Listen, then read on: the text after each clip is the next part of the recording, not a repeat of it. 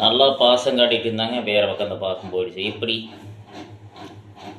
நம்ம கிண்டல் பண்ணுறனாலையா, ஜாலியாக பேசுகிறதுனால ஒரு நாள் பேசுறது, ஒரு நாள் பேசுறது, ஒரு நாள் பேசுறது, ஒரு நாள் பேசுறதில்ல. இது இந்த கேட்டகரியில் காதல் வராது, நட்பும் வராது.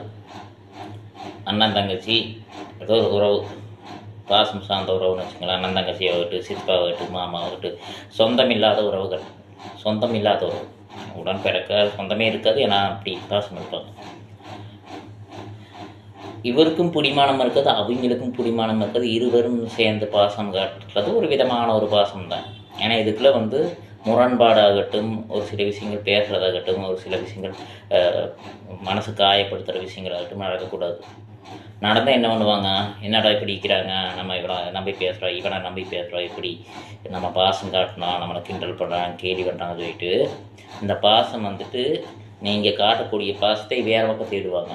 வேறு பக்கம் தேடும்போது அவங்க உங்களை விட பாசம் காட்டினாலும், உங்களுக்கு பாசம் காட்டாலும் அவங்கள்ட்ட பாசம் ஆயிடுவாங்க. சரி, தப்பான நோக்கம் இல்லாத பாசம் தான். உங்கள்கிட்ட எப்படி அந்த பாசமாக இருக்குதோ அதே பாசமாக அவங்ககிட்ட போகும். அது காதலாம் கிடையாது, கல்யாணமும் கிடையாது. அப்படிங்களுக்கு கல்யாணம் கிடையாது, அது பாசம். உங்கள் கிட்ட காட்டக்கூடிய பாசம். நீங்கள் போய் அந்த ரொம்ப நல்லா பாசம் காட்டுறது, திடீர்னு கிண்டல் பண்ணுறது, காமெடி பண்ணுறது, கேலி பண்ணுறது, ஏளனமாக பேசுகிறது, அப்பயே சிரிச்சுக்கிறது ஆகாது.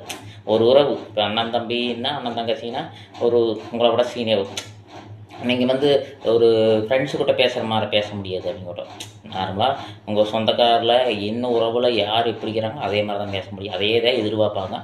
2 பேரும் பேசும்போது அது பாசம் தான். அது நீங்கள் உங்களோட வயசு ஒரு 15 வயசு, ஒரு எக்ஸாம்பிள் சொல், 15 வயசுலேருந்து நீங்கள் கல்யாணம் முடிஞ்சு நீங்கள் வயசாகி தாத்தா பாட்டி ஆனாலும் அந்த பாசம் அப்படியே தான் போகும். பாசம் பாசமாகவே தான் போகும். அதில் ஒரு வியாசம் கிடையாது. ஏன்னா அந்த பாசத்தை சரியாக நம்ம கோர்த்து எடுத்து போகிறோமா, இல்லை சரியாக கோர்த்து எடுத்து போகலையாங்கிற சிஸ்டமேட்டிக் இருக்குது. இதில் நிறைய பேர் அடி விட்டுருப்பீங்க, நிறைய பேர் மிதி விட்டுருப்பீங்க, நிறைய பேர் கீழே இருந்திருப்பீங்க. பாசமே இல்லாமல் போயிருக்கு. ஒருத்தருக்கு மட்டும் பாசமாக இருப்பாங்க.